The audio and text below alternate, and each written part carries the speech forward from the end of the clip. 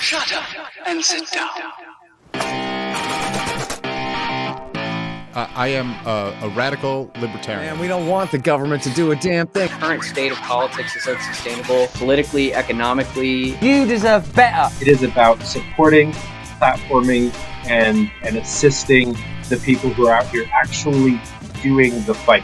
You just take an issue that's important to you and do something. There you go. You are part of that declaration against tyranny. Because no one brings tear gas to a gunfight. This conversation gives me a little more hope for the future. The one, the only. Fight for liberty. This is the cherry on top.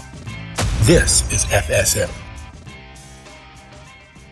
Hello, fighters. Welcome back to Fight for Liberty Live. I'm your host, David Fite, here to get you fired up about the men and women out there making the world a freer place through politics, activism, business, and more.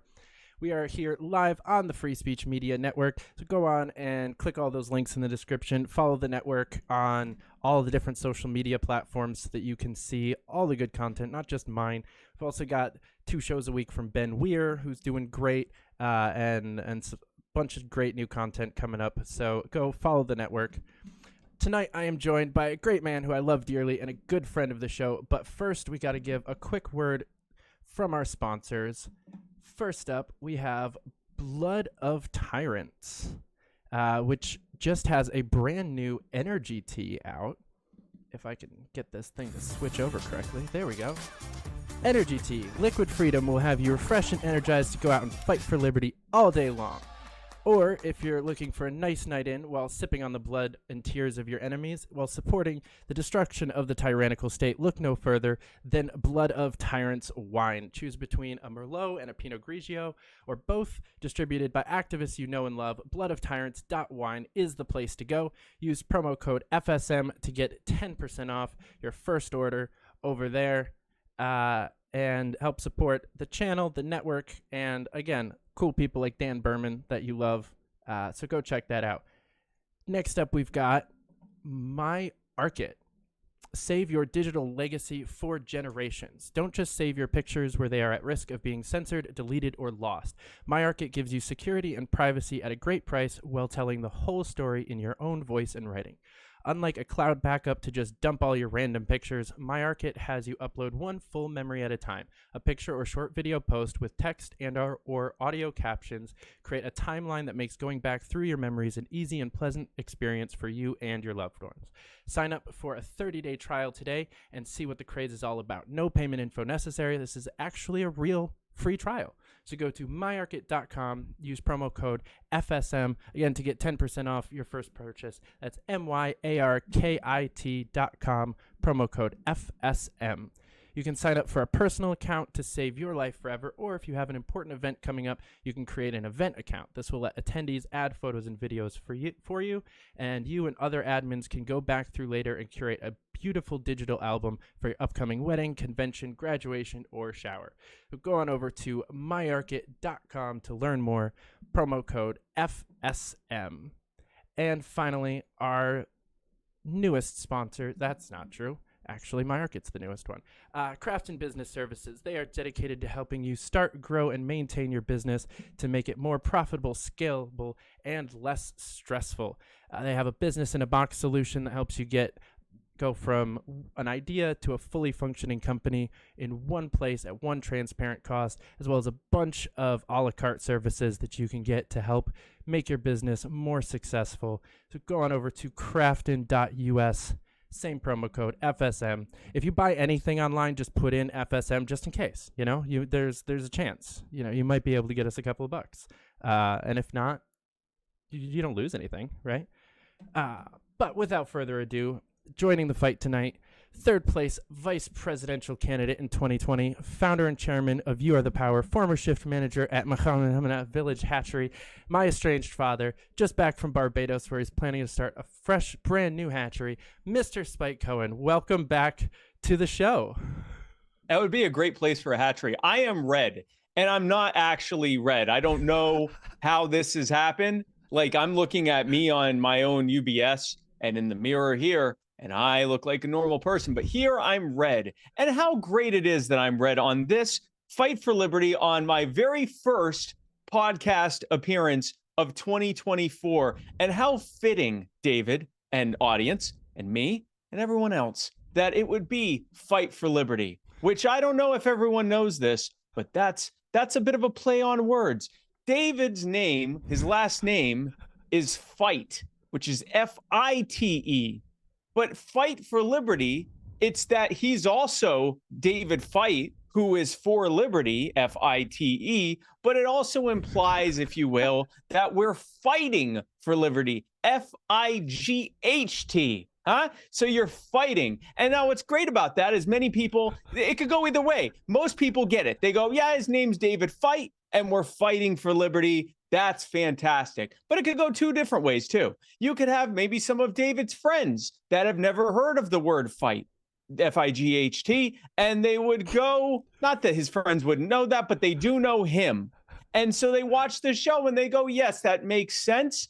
David Fight for liberty. He's about liberty, and his last name is Fite, Fite. And we would say, yes, that's correct. But also, that also means that he would, and we as well, would fight for liberty, Fight. And they'd go, oh, what a wonderful thing. But it could go another way, too, a much darker way. People could watch the show and go, oh, this is great. He's fighting for liberty, Fight. His last name must be David Fite, Fight. And we would say, no, you stupid bastard. His last name is Fite. And it just sounds like fight, Fight. And you don't even know how that could go. They could take offense at being called a stupid bastard, which probably happens all the time for them. Or it could just be that, that they say, oh, well, then good for that. That's good. But either way that it goes, this is still a fantastic show. I'm happy to be on it, and thank you for having me, David. Well, thanks for being on it. So as you know, we like to start off the show with a little bit of a testimonial question. So I'm curious, when did you know that it was your true calling to get into the hatchery business? So the first time, there were a couple of things that happened. I remember being in school, and I was with the other students, and we had a teacher. It was her last year. She was a good teacher, and she loved the kids. She was there for the kids, but damn it, David, she was just worn. 19 of the 20 years she had to do in order to get her pension, and the years had worn her down. She had seen kids. This is a small school system, so she was K through 12. She had dealt with kids who were, bright young children with all the joy and the life in the world. And then, by the time they're ready to graduate, they're just so jaded by life. The father left the home. They had to witness death and misery and poverty and all sorts of other terrible things. And they themselves would often fall into a life of crime. And so she wasn't broken, but she was almost there. She was just holding it together so she could provide for herself in just those final years of the twilight of her life. And so she was talking with us, and she said, kids, you all have jobs at the hatchery, your families do. What are some things that you've learned? Try to take a story, and maybe that you've learned, or that your family has learned, and that you can infer some kind of lesson from it. And there was a kid in the back, and his name was Dirty Johnny, and he held up his hand, and she went, "Oh no, not you, Dirty Johnny. Susie, you look like you have your hand up." And she said, "Well, sure. Yes. So my father, as you know, works at the hatchery, and he was taking his putting eggs. They had told him that it was his job to put the eggs in the baskets to deliver them over to be distributed. And so he put the eggs, and he didn't feel like having to carry multiple baskets or go on multiple trips. So he put them all just in the one basket. And he's going to the truck, and wouldn't you know it, he falls over and trips, breaks almost every egg in the damn thing. And it's a very sad situation. And the teacher says, "Oh, Susie, I'm so sorry. That's terrible." but did you learn, what was the lesson that was learned there? And she went, well, I learned that you don't put all your eggs in one basket. And she said, well, that's a perfect example of the allegory that I'm talking about here. Surely someone else here has another one like that. And Johnny puts up his hand and she goes, oh God, no, Johnny, I can't, not today. I can't do it. Billy, you had a story. I'm sure you've seen something. He went, I got a story or two, he says. He's a bit of a tough guy, Billy. He says, my dad, he also works at the hatchery. Thank God. We would be in ruin. This whole town would be nothing without the hatchery. And so without the hatchery. And so my dad, they tell him, hey, we need an updated count on the chickens. And he goes, well, I can certainly do that. I've certainly worked in the hatchery. I know what counting is and what a chicken is. And so he goes out and he goes and he starts counting all the chickens. And he sees there's a couple eggs there and he goes, hey, you know what? I think, I mean, they're going to be chickens. And so he counts those as well. And so he's got his count of all the chickens. And then Susie's idiot father comes in and puts them in a basket and breaks all of them. It was a sad thing. And their entire end of year was based on my dad's numbers of chickens. And it completely ruined everything. It went through the entire vertical chain. HR had to hear about it. Accounting had to hear about it. It was a nightmare. I don't even want to talk about it. And the teacher says, oh, Billy, I'm so sorry. It's an absolute miracle that they let your father keep working. I mean, frankly, it's Susie's father's fault, but it seems like he holds some culpability. Was there a lesson that you learned there? And Billy says, well, yes, we learned not to count your chickens before they hatch. And she said, my God, I mean, talk about making lemons out of lemonade. What a great lesson that you've learned there, Billy. Thank you for that. And I'm sitting here dumbfounded. I thought, if there's anywhere in this godforsaken little village that we have here that we can learn from all of this, it's that there's some incredible things to happen at the hatchery. And then Johnny raises his hand again. He says, I have a story. I have a story that I've learned. And she says, oh well, I'm here for the kids. I don't, he just wants attention. And he's not a good kid. But how much of that is my fault? Okay, Johnny, go ahead, right?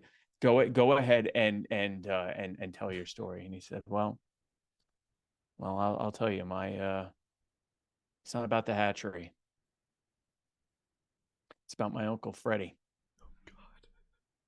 My Uncle Freddie, he wasn't much for hatching. No, he's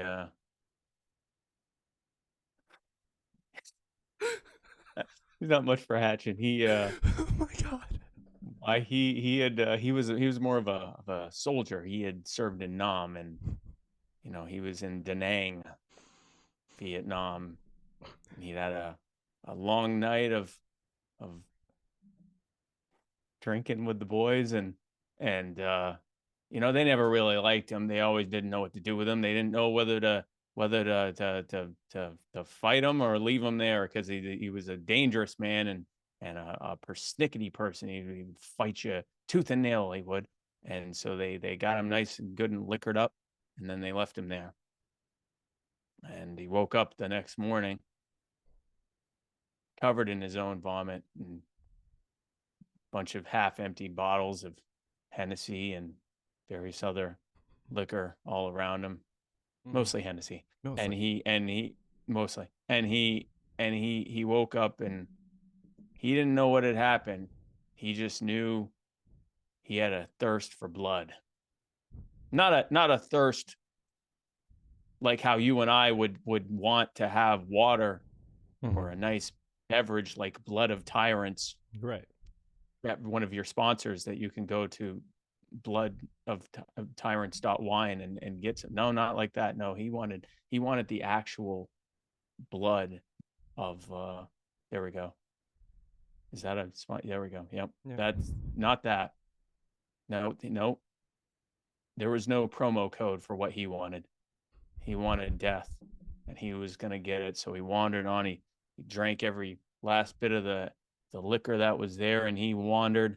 Why he wandered through Da Nang until he happened upon a village, and he saw nothing but young children and women. The men had gone off to fight somewhere, who knows where, but there weren't any there. But blood is blood all the same. And so my uncle, what do I call him, Freddie? My uncle Freddie, he picked up a Kalashnikov that he found on the ground, and in almost a work of art, he just started spraying as almost like the reaper reaping the chief chaff from the wheat, or however reaping works. He's kind of an arc to the spray of bullets, and as the bullets rained down, women, and God help me, even the children, began to fall, screams, cries of terror, each one silenced after the next until there was no more. And in that moment, Uncle Freddie had, where his anger once was, he felt a great pride. And the teacher said, "My God, what a terrible, no wonder you're like this." My gosh. Oh no. I've heard that one before. Oh, dirty Johnny. What? I don't know why he'd even tell you such a thing. You're 12 years old. What a horrible thing. And I'm scared to even ask, was there actually a moral to that? I can't even imagine. Dirty Johnny said, "It sure as hell is. Uncle Freddie says he wants the job. You get him one at the hatchery."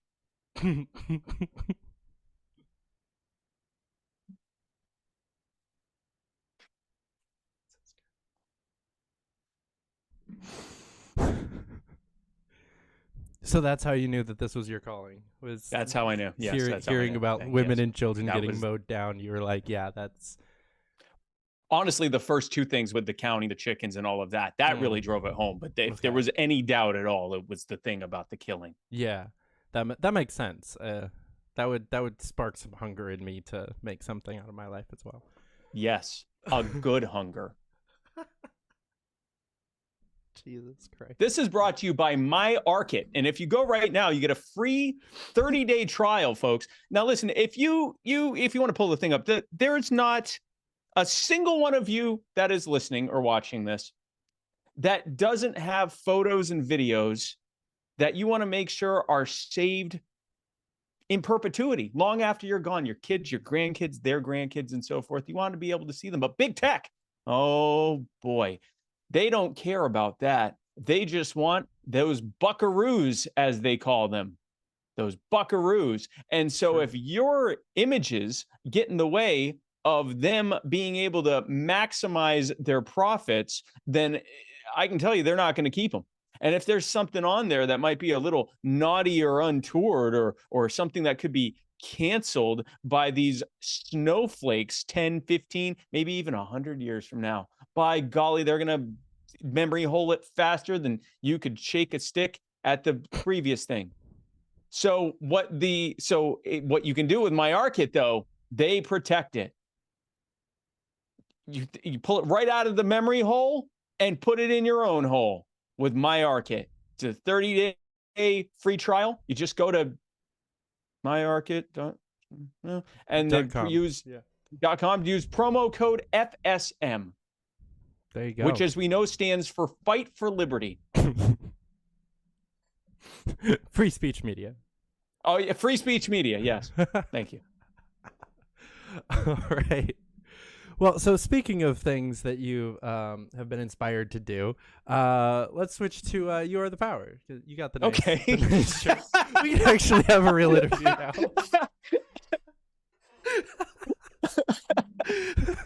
I talked to both Brian and Tom and Jason all extensively before this about how this the first 20 minutes of this show is going to go. Correct, yes. So last time I had you on with Alex Stein, You Are the Power was still like really new. You guys were on like your second, maybe third cause, something like that. Now you guys are over a dozen. What does the success rate look like, and how do you determine success with these causes? Yeah, so if you include the ones that we never even go public with or even have to post about because we just reach out to people behind the scenes and say, hey, stop doing this, and that's usually enough, or we give some guidance to the locals on how they can fight it before we have to get involved, and that works. We're well over, I think at this point, something like 40 or 45 of them. Now, we've done quite a few at this point. We've done dozens of causes across the country.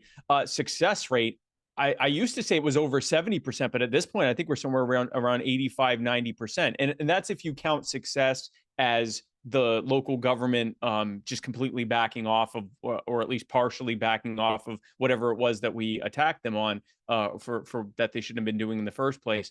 But if we count success as bringing people into the movement to fight against this and them staying in this movement to continue fighting against other examples of government abusing people that we find along the way, then I would say our success rate is 100%. But using the I guess the standard of winning on that particular issue, the cause that we were working on, we're well over 85. I'm probably close to 90%. The last few we've almost invariably succeeded on. It's been absolutely incredible.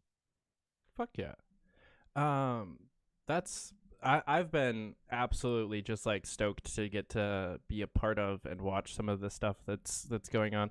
Might actually have a new thing up closer to me that I actually get to like be a part of here in the near future, which would be really cool. So what are some of the like cooler ones that you've been a part of, ones that you want to like give a shout out? Yeah, I mean, the thing is with these causes, and I actually met over the weekend, I was in Georgia for the Libertarian Party of Georgia convention, and we actually had one of the families whose causes we've been working on and succeeding on there, and I got to meet them, and they're thanking us and for everything that we've done, and said that they want to stay on to help other families like theirs after they've won on their issue. And I told them, I said, I wish that we didn't have to do this. I wish that, if I had ever met you, it was for something good, not that I'm meeting you because they've been trying to tear your family apart and we're helping you fight back. But it's really terrible. Like the causes, I mean, we've worked on some causes where we just are stepping in and helping charities who are voluntarily working together to help people. And there's not really any government doing anything insidious or whatever involved. Those are nice, feel good things. But our causes are these terrible, heartbreaking things. And what's cool and what's great about it is when we win on them. But it really does, like, I wish You Were the Power didn't have to exist, or at least not exist the way that it does. I wish we could just focus on helping people and not on dealing with corrupt and seemingly malignant people who, because they're government officials, suddenly decide they don't have to treat us with the same level of consideration and respect that they would that we expect of each other just as a baseline. But I'll give you some examples. So the one I was just talking about in Georgia, that's the most recent one we've been working on. The Hernandez family in Forsyth County, Georgia. Long story short, it's a husband and wife, and their 4-year-old daughter. At the time she was 3, and infant daughter, newborn daughter. And the newborn daughter has some swelling in her legs and some, I think, some redness.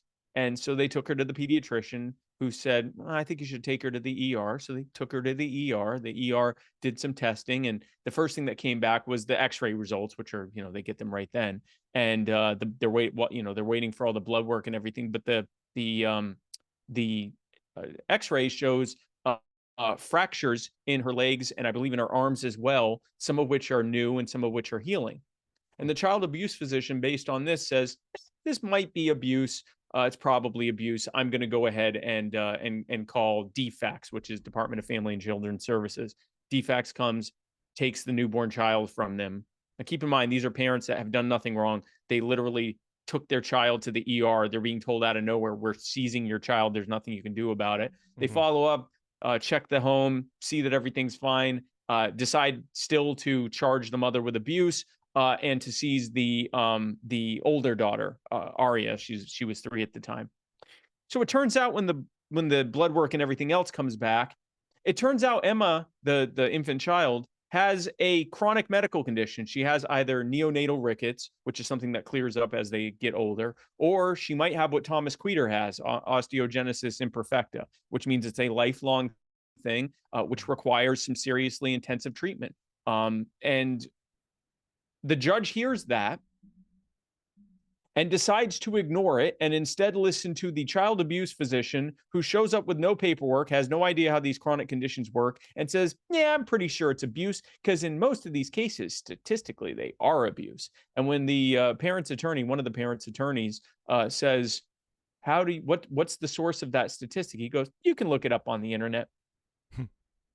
The doctors who had evidence that she has a chronic medical condition and showed that there was no evidence of her being abused were ignored in favor of the guy who said, look it up on the internet. And so as a result, on the strength of that evidence, the children were seized for quite some time. The mother was not allowed to see the children. To this day, this started last June, to this day, the mother and the father, who are husband and wife, are not allowed to see or speak with each other. They have not been allowed to live together as husband and wife. They haven't been allowed to even speak to one another. They only recently, thanks to the judge miraculously doing a 180 after just happening to receive hundreds or maybe even thousands of emails when we put the content out about this from angry people from around the world. She just, completely unrelated to that, she did a 180 and decided to allow the kids to be seen by their parents, and instead of the children being in foster care, which they've been in this whole time, now the children are with the aunt and uncle. Now the judge actually cannot place them back with the parents because there's still active criminal charges against both the mother and the father. So the judge is doing everything she can do. She's the family court judge. So now we're pushing to have those charges dropped. That's the most recent one that we're working on, but we've been working on and actually are actively working on many others as well. But that's the one we've been the most focused on because this involves a newborn child who potentially could die or suffer permanent injury if she's not getting treatment. Not to mention the fact that the family's just being torn apart. I mean, even now that the children, the parents do have say over how their children are being treated and their medical attention and everything else, and they're with the aunt and uncle and not with some foster parents they don't know. But even still, they're still not together as a family, and so we're going to continue fighting for that family. As we've been doing that, turns out DFACS does this all the time. It turns out that there are many more cases that have been brought to our attention of people whose children, usually newborn or very young children, had medical conditions and were being seized by the government with the assumption of abuse, even though there was no evidence of it. We also found out that between 2021 and now, DFACS has lost 1,800 children. Holy shit. Just where are they? No one knows. Were they trafficked? Were they killed, God forbid? Did they run away? Did many of them, very likely many of them, just turn 18 and graduate out of the system with no family? We don't know. They don't know. So we're going to be working on a lot more on this just in Georgia alone, but this is the kind of stuff we deal with across the country. Hell yeah. It's awesome to hear the ends of these stories. I know I talked about this a little bit with Jason when he came on a few months ago of like, you hear all of these stories on the internet. This isn't like new stuff, especially for people that run in the circles of the internet that you and I do. Like we're inundated with police brutality stuff and all of this other stuff, but there's no follow-up at all. And, I've done some digging on a few of the videos that I've seen to at least find like the officer's name. And so like when I'm posting stuff, I can at least have the officer's name. But a lot of times it's just look at this shitty thing that happened. nobody, like, it's somebody that downloaded it and shared it and downloaded it, shared it, download, like, it's just some like crazy fights videos type Twitter account that they do is just post crazy shit, and there's no way to like actually get back to the story and figure out like how to move forward with it to actually get justice. It's just, oh my god, look at this terrible thing that happened. Where when I see you post something, I know that even if it's a year from now, I'm going to get to talk to you about how that ended up. Even if the like You Are the Power doesn't stay on the cause, something like, you know, we don't stay in touch, we don't end up taking the cause, like we still usually keep in touch, and there's some sort of a end to the story. Even if it's a bad ending, it's still like some sort of closure. You know, I would rather know that this cop is still on the force in this town or whatever than not have a clue. Because, you know, a lot of times there is some sort of actual repercussion. You know, a lot of times these cops are getting fired and we don't know about it. And I think it would be nice to hear more of that, you know, because I feel like we have kind of a skewed opinion that like no one in the police force in America is getting held accountable for their stuff. And when videos go viral, it's rare that they don't actually. And a lot of times when I do go digging, it's like, oh yeah, this guy got fired, or at least put on administrative leave for a while or something. You know, there were actually repercussions that we just don't know about. But I want to talk about like the name of You Are the Power, because I had a really interesting conversation. It was like a 5-hour long conversation over the weekend. One of my friends called me. Basically, they saw something online that they wanted to argue about, and I was the friend that would take their call and argue with them for 5 hours. That was closest in line to the person on the internet that they saw, because they really wanted to be arguing with Dave Smith, but I'm I guess a good proxy for him. Well, your name is David, yeah, so there is I mean, that. there's that. It does help a little bit. And but basically their main point was that the liberty movement has no power and does nothing, and is, you know, a speech I'm sure you've heard plenty of times before as well. Nothing new. But I actually, this is one of my new favorite conversations to get to have with people, especially if they specifically broaden their attack to the movement. Because if they're like, the party's useless, I'll be like, yeah, sure, that's why I left it. Okay, yeah. Right? But if they say like libertarian, like the idea, she was really like attacking the ideology, and like that we are it's just kind of a thin ideology that doesn't have the ability to become a powerful populist movement of any kind. Which, like, some of her criticisms were very, very accurate. Some of them were completely false. But like, it's really fun to get to come back at these things with, no, we're actually weaponizing thousands of keyboard warriors around the country to have family court judges flip their decisions and have families get reunited. Like, this is a real thing that's actually happening. And I thought it was really funny because she kept going over this whole, like, the movement doesn't have any power. I was like, well, there's a great organization that's like, the whole thing is this. It turns out that you are the power, right? Actually, Heather. But no, it's no. So one of the most rewarding things about what I do now, because for many years, and even still sometimes, I will be posting like, here's this terrible story of some, you know, out of control government agency, or, you know, some out of control politician or police officer or whatever, and look at the damage that they've done. And the only actionable thing there is, this is why you shouldn't trust government. Now, that's fine as a lesson, but, you know, if your audience increasingly agrees with you, then the next step is, all right, so are we just going to be like black-pilled and hate everything? Or now what? Like, okay, we agree with you. We don't like the government. Now what? And it is incredibly rewarding to be able to share these, essentially these heartbreaking stories of something that's happening right now or just happened, and then end it by saying, here's what we're going to do to stop it, and here's how you can help. So not only are we saying, here's this terrible thing, which drives home the point that don't trust government, and whether someone's a politician or just your neighbor or someone walking down the street, you need to expect that they you need to have an expectation that they respect you as an individual person, just like you would for them, no matter what capacity they're in, government or elsewise, or either way. Not only are we getting that message, we're also saying, here's what we're doing to stop that or to reverse what they've done and to, give justice and respect to the people that they've been harming. And here's how you can help. So for the people going, I'm sick of the liberty movement. They're never doing anything. There's nothing we can do. Hey, great. Come join You With the Power. We'll give you stuff to do at least a couple times a week. Like, we will give you a lot of stuff to do.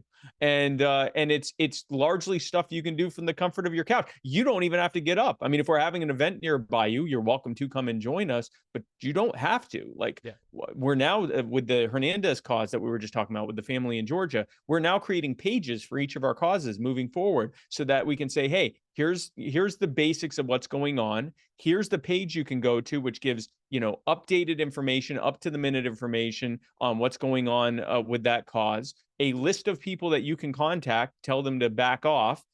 We'll even give you a template you can use when sending out the email or text message or whatever, or if you're calling them, and you can use it there. And that way, if you don't know what to say, you're not just calling or emailing them and saying, hey, you suck, I hate you. You can actually give them something that you can talk about the cause and something actionable and tell them what it is you want them to do. And we have all of that there. And so now, we're actually giving people something to do. And that is that's the second most rewarding and fulfilling part of what it is that I do, is that I'm not just telling people, yeah, the government sucks and, you shouldn't trust them and look at these people, their lives have been ruined. I'm saying, look at this terrible thing that's happening. Here's what we're doing to put an end to it. And here's how you can help us. The most rewarding thing is to speak with, or in some cases, meet the people that we've been able to help and seeing how their lives are much better than they would have been if we hadn't found out.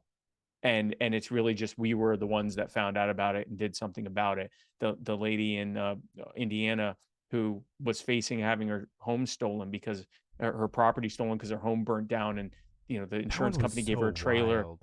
It was the zoning board just wanted her property, and it turned out they do that all the time. She thought she was the next one. She thought she was just going to lose her property, and she and her husband and kids were going to have to figure out where to live. She was an elderly woman. She wasn't working. She's on Social Security, I think. Yeah. I don't want to give and away instead people's... she's in her house. Like, her home has been built and she's in her house because of the work that we and our partners there in Indiana did to help her. And, to talk to these people and see that we're helping them restore their lives and that they're now on fire to help fight for other people. That's the real stuff. That's the most rewarding part of this, easily the most rewarding part. Hell yeah. We have a mutual friend. I won't name him just because I don't want to I haven't gotten permission to tell the story on air, but I'm going to anyway. Mutual friend of ours up in New Hampshire almost had the same situation happen, but luckily, without the house burning down part. He has a trailer that he lived in most of the summer as he was kind of traveling and doing a bunch of random shit, and then kind of just stayed living in his backyard because why not? And he was basically given some sort of for lack of a better word, a cease and desist, move back into your fucking house, otherwise you're gonna get in trouble. Incredible. And him and me and another friend of ours kind of had a conversation about he was already planning to, because it's New Hampshire and this was in November or something, so why would you choose to do that when you have a house? Right. But he was genuinely debating, just for this hell of it, staying in the trailer for a couple more weeks, just to as a fucking make me just to make the point. Yeah, exactly. About it. Yeah. And he ended up just not. Also, apparently the zoning office in his town basically closes for the winter, so there wasn't gonna be any enforcement until March anyway. So he'd just be freezing in his trailer. Hey, look, I'm in my trailer, and they're like, "Listen, we're doing the holidays. We don't care what you're doing." Right. Yeah, I think the main dude over, because a one person office basically, and he was gonna be on vacation for the next 8 weeks or something. So it was just no reason to do it. But I think it's the point that they would do that. Yeah, he's already gonna move into his house, but what business is it of theirs? Mhm. Like, he's in his trailer, he's not bothering anyone. What's your problem? Like, why are you why do you even know that he's not in his house? Like, why is that? Why did you even go and check that? Like, what Right. who are you to be spying on me on my property to see which of the structures on my property I'm sleeping in? Like, what a creepy thing. Yeah. That, I honestly don't think I thought about that part of it. That is kind of fucking weird. Yeah. That is super dicey.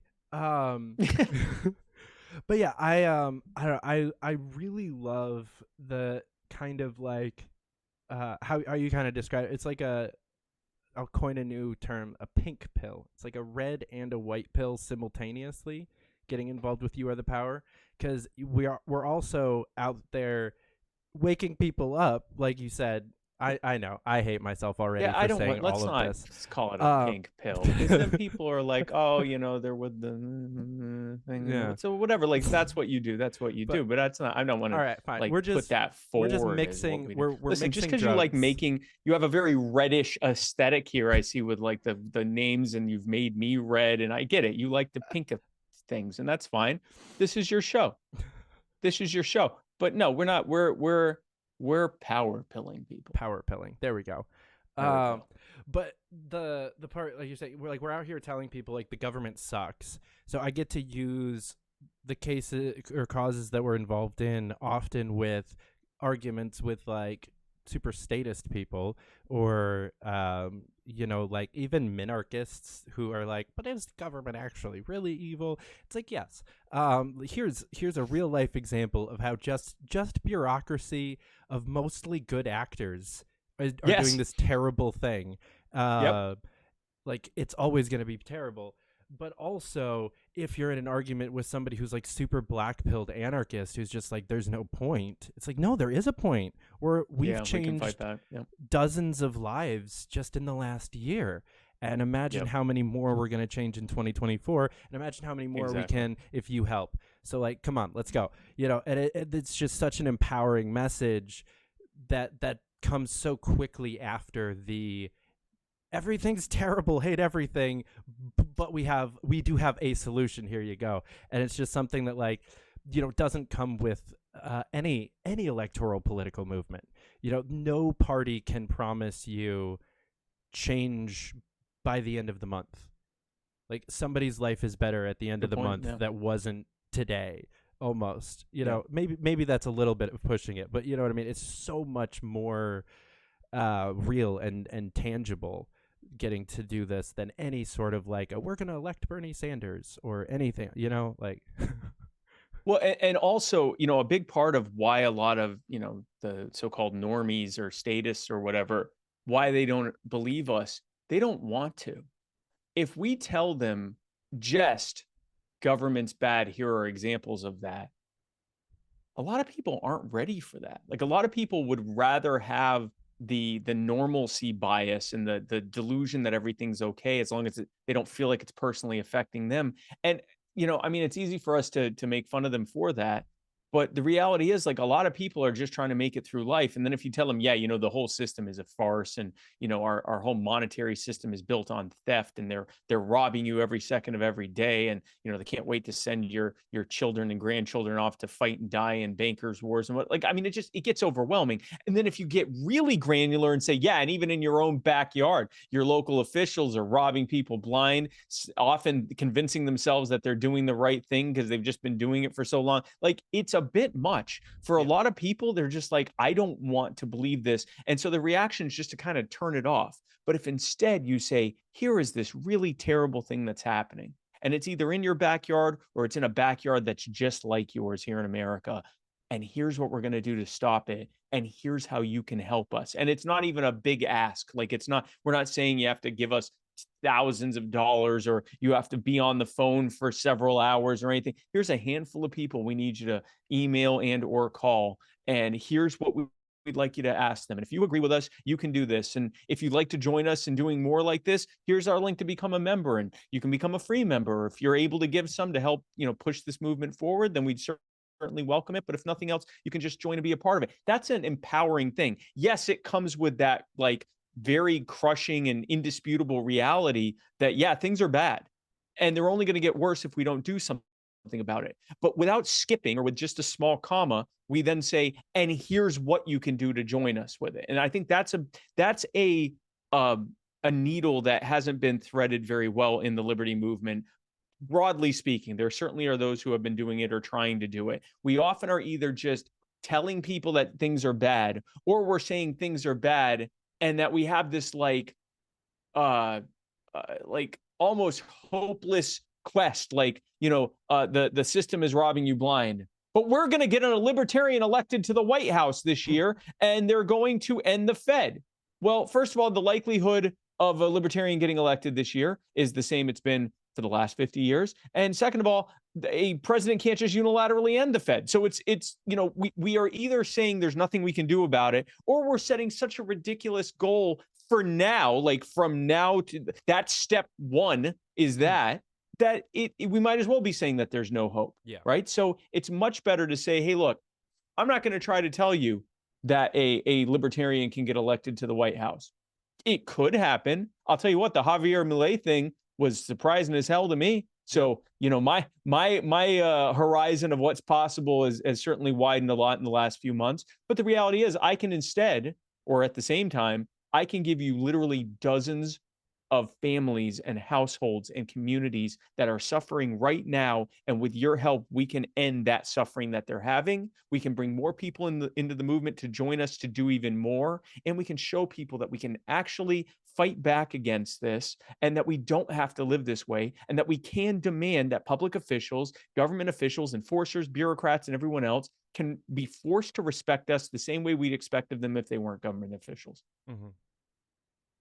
Yeah, I love that. I love that we're doing both at the same time. I feel like usually in most cases, it's like a two different organizations doing like one and the other, but there's enough of a community within the movement that it's easy to like pass people off from one to the other. Like for instance, in like religion, the seminaries aren't the people doing corner preaching. Right. Like there's the people that go out and get the people, and then there's the people that like train and do stuff with the people who have been gotten. And they're usually kind of separate tasks, but they all meet in the middle somewhere at a church once a week or something, and it's there's a transitional energy there where the movement just doesn't have that piece where, every day I feel like I'm finding a new successful staffed organization in the movement that's out here doing stuff and writing bills or lobbying stuff or doing stuff kind of like what we're doing that I've never fucking heard of. And they've been dying for volunteers for a decade that they've been around. And if I had just known that they existed, like if I knew that the 10th Amendment Center existed when I joined the party in 2017, and I could have gotten involved with them back when they had state coordinators and were more of a big kind of grassroots organization where there was a position to kind of get involved, my trajectory as a libertarian would have been completely different and probably a lot more useful and helpful and positive, instead of wasting 3 years trying to get myself elected to various things and other people. It's interesting that you mentioned the 10th Amendment Center, because it was Michael's talk about Tenther cells was actually one of the things that was kind of in the back of my head, back of my mind when I was traveling across the country campaigning in 2020. I ran for vice president in 2020. I don't know. Anyway, so when I was doing the campaigning, I did. I ran for. I came in third place. Nice. Came in third place. Yeah, Bronze. all 50 That's states. nice. Yeah. Joe Jorgensen was the running mate. Joe Jorgensen. Who? Anyway, so so I'm going across the country and I'm campaigning. I was in like I think 38 states or 37 states, something like that. 30 something. I was in a lot of states in a relatively short period of time, and a bunch of things are all happening at once. I'm trying to build this movement around this campaign. It's a nationwide campaign. And I'm seeing that, we had a pretty decent campaign apparatus that was, making plans at the national level. But then when I would show up to events, it was the locals, the local affiliates, the local volunteers that came out, they were the ones that were making stuff work, right? They were the ones that would say, oh yeah, actually we're going to have it over there because here's not a good place, or well, that the thing we needed didn't come in time from the campaign, but we went ahead and went up to the hardware store and got what we needed. Like they were making it work, often for pennies on the dollar, what was being spent at the national level. And that makes sense. That's why we support decentralization. And so I saw that there were a lot of activists who were trying to do work. And I saw that they were often complaining that, every 4 years, we fight for ballot access, we fight for our candidates, and then we kind of like go into almost like a stasis, or we start fighting each other, and that's not very useful, but we want to keep doing stuff. We want to build some momentum. And I had people that, I was talking to either in interviews or meeting at my campaign events who were like, the problem is it just feels like libertarians are just showing up every few years and they're not really doing anything on the ground. I don't really ever see libertarians in my community. And they're saying libertarians like small L, like ideology. They're not necessarily talking about the party. They're just like, I hear about libertarianism every time you guys are running for president or governor or whatever. I'm not really hearing much about it otherwise. And this was, I think, the part that kind of brought it all together. I had people coming to my events, some of whom had driven several hours, some of whom had slept in their cars because they either couldn't afford to stay in a hotel room, or there weren't any hotel rooms available during the lockdowns and that kind of stuff, and the restrictions. And they would come and they would tell me these horrific stories of things that were happening to them, usually being done by their local and state governments. And, I'm running a national campaign, so I'm telling them, hey, listen, I will do everything I can to try to connect you with people in the area that might be able to help you, and see if we can, build something. And I can post about it on my social media and try to see if, people can help you there. But, I'm running a federal campaign, so I can't really run on this issue, and I can't promise that I can help you even if I could get elected, but I can see what I can do. And I realized as I was doing it, because it was all kind of ad hoc in the middle of a national campaign, I would see if I knew any libertarian people in that area that could help, and I would put it on my social media, and I would kind of try to connect people together, and they would try to connect people together. And I realized something here. We got a bunch of people in the liberty movement who want something useful to do, and they're willing to be able to do the work, but they need to have at least a level of guidance of, here's what we're working on, here's how we do it, come and join us. We got a bunch of people that probably would be on board with libertarianism, but they feel like they never really hear from us. We have this really big need to demonstrate that we care about people in their communities, and to show that our ideas actually work in practice and not just on paper, and to really contrast it with the damage being caused by the status quo, again, in practice and not just in a speech or a paper. And then I guess probably most importantly, we've got people that are suffering right now as a result of the fact that we aren't libertarian. We aren't living in libertarianism. We're living in statism. And I thought, we can help the people who are being harmed right now. We can organize those people who need something to do to grow the liberty movement. We can invite that public who wants to see, what we have to help them with, and how our ideas work for them, and say, not only we're going to show you how our ideas work, but here's how you can join us and help. We don't even need to convince you yet. Just come and join us and help us on this. And in doing so, we can hit all of these things at once, and we can drive home the underlying message of libertarianism, which is that we do best when we are most free, and that when things are happening to us, very often the things that we are suffering from are as a direct result of too much power being in the hands of too few people who often use it against us. And that they're not respecting us, and that they're not showing consideration for us, and that we can demand that, especially at the local level. These people are not protected by some army or something.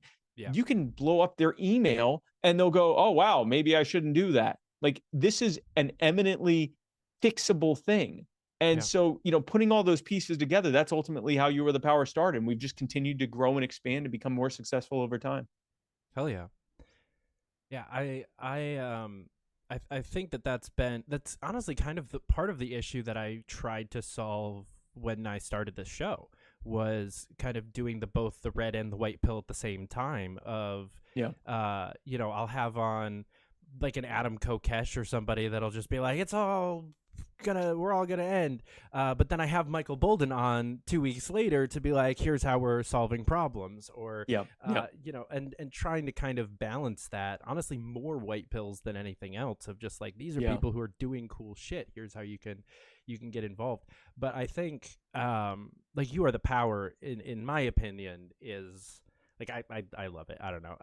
I'm obviously biased, but also I've spent many years thinking of how, like, what kind of a nonprofit, like, activist organization I would start when I had the ability to start one. And this is basically everything that I wanted. So why start it when I can just work with you? Like, you know? And that's the thing. We've been telling people, because, you know, I libertarians, we're a finicky bunch, right? Not everyone is going to. Yeah, I know. No. I hate to be the one to issue that pink pill, but well, no, not you. No, not you. But the you know, some libertarians might look at what I'm doing and go, I do it differently. Okay, great. Here's a basic blueprint of what we do. If there's anything you like there, then take it. You know, we haven't claimed some proprietary copyright or anything like that. Go to our site. We don't even look at our IP. Yeah, well, that's the thing. Exactly. So go to our site, look at our mission statement, look at our statement of goals and our statement of values. Anything you like there, take it. Anything you don't like, leave it there. Anything you think would be better or that you want to add to it or change it, and go and do it yourself. But if for anyone who's like, hey, you know what? I like what you're doing. I want to be a part of it. Great.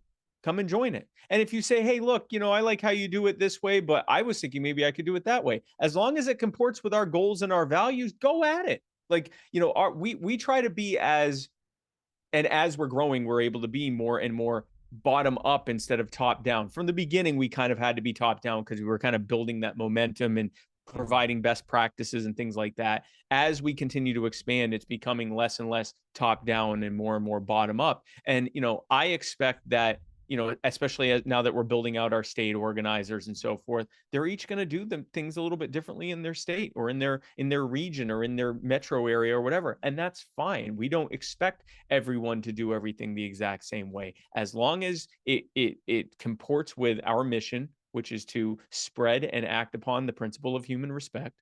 And as long as it aligns with our statement of goals and our statement of values, which is basically, these are the things we want to accomplish, and this is the way we conduct ourselves as members of You Are the Power, have at it. I am not going to pretend that I know every good way to do things, especially not when it comes to organizing. This is my first nonprofit that I've ever run. So I am certain that there are people that are going to join who are going to do all sorts of organizing stuff in their community and in their region or metro area or state or whatever, or maybe across the country, far better than I ever could. Come, join us and be a part of it. Yeah. So you started to answer my next question, but didn't quite get there, so I still get to answer it or ask it. Because I want to talk about the kind of structure of the organization. Because, like you said, it started off, it was very top down. It was you kind of like having an idea, and then like kind of the people that you had brought with you from the campaign, or a couple more people had added on. It was just kind of like the small group of people with you up top. Now you have like the council and a Myra and a Jason, and it's kind of like almost more next to you than under you, with like regional and state organizers and this whole thing.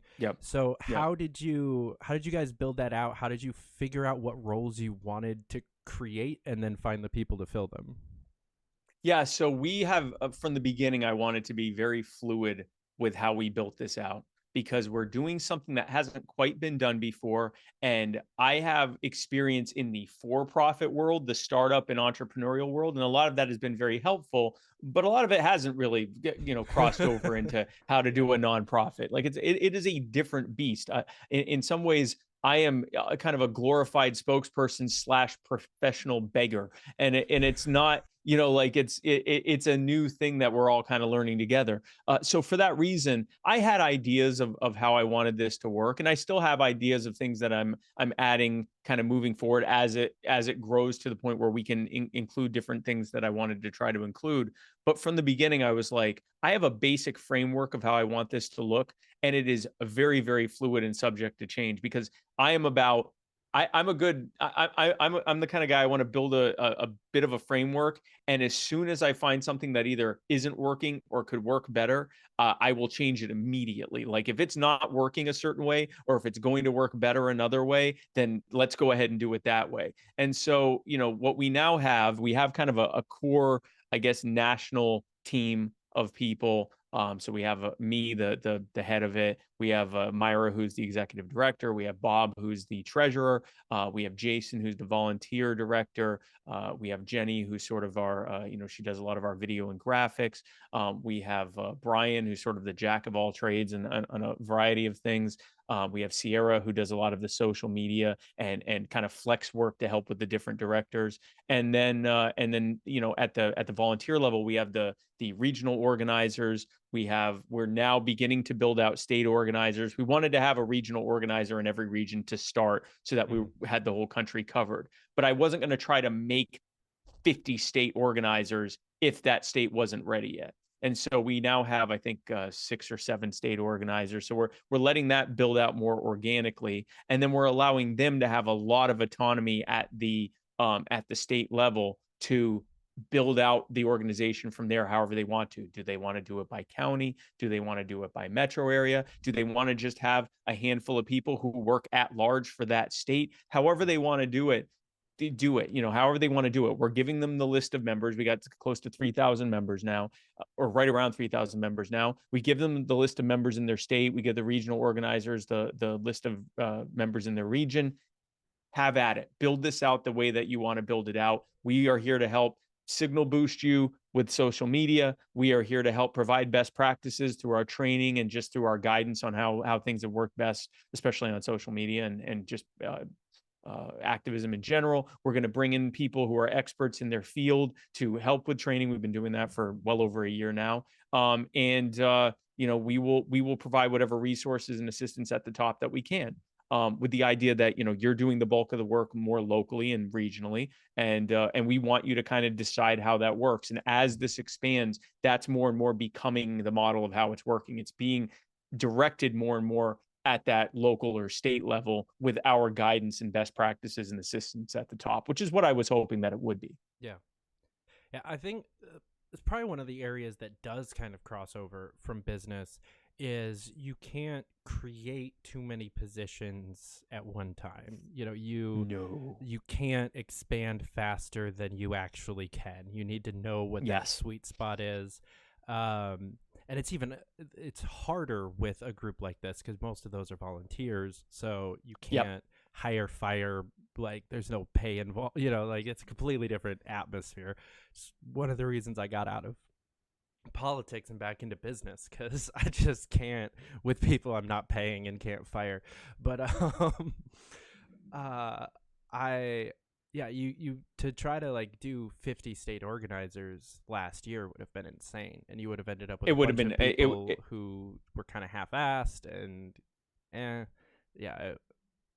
It would have also been a lot of people who were excited to do something and we didn't have anything for them yet. It was already hard enough for us to just say, okay, here are, get our 7 regional organizers. Even then we still had some people who were like, okay, I'm waiting. What are we doing? What you got anything for me yet? And we had some people who were like, maybe this wasn't for me. So we had a couple of people that ended up, they chose to either go into a different capacity in the organization, and then we replaced them with someone else. We haven't really had to, let a tremendous number of people go yet, for the most part. So that's been good. But, it's been more, especially at the volunteer level, like you said, you don't really fire a volunteer like, your last paycheck for nothing. You'll get that next week. Like, 90 days notice or whatever. There's none of that, but it's been mostly just, when we decided to have all the regional organizers announced at the same time, there's been a little shifting around. If we had to do that at the state level, that would have been absolutely impossible. We weren't there. We're still not there to try to do all 50, nor should we.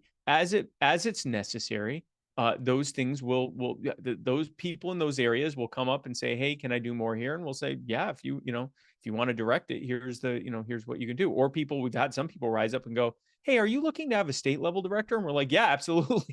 So that has worked very well. And so far, the people we've had in those state levels, they've been great. They've been self-starters for the most part. They've been very open to the causes that we're giving to them. We had a whole structure that we created that was, vetting the causes that turned out not to be the best way to have it structured. And so just about all those people that were in that structure are still a part of You Are the Power, just in different, in a different structure than what we had originally built. That's the kind of stuff that happens as we go along.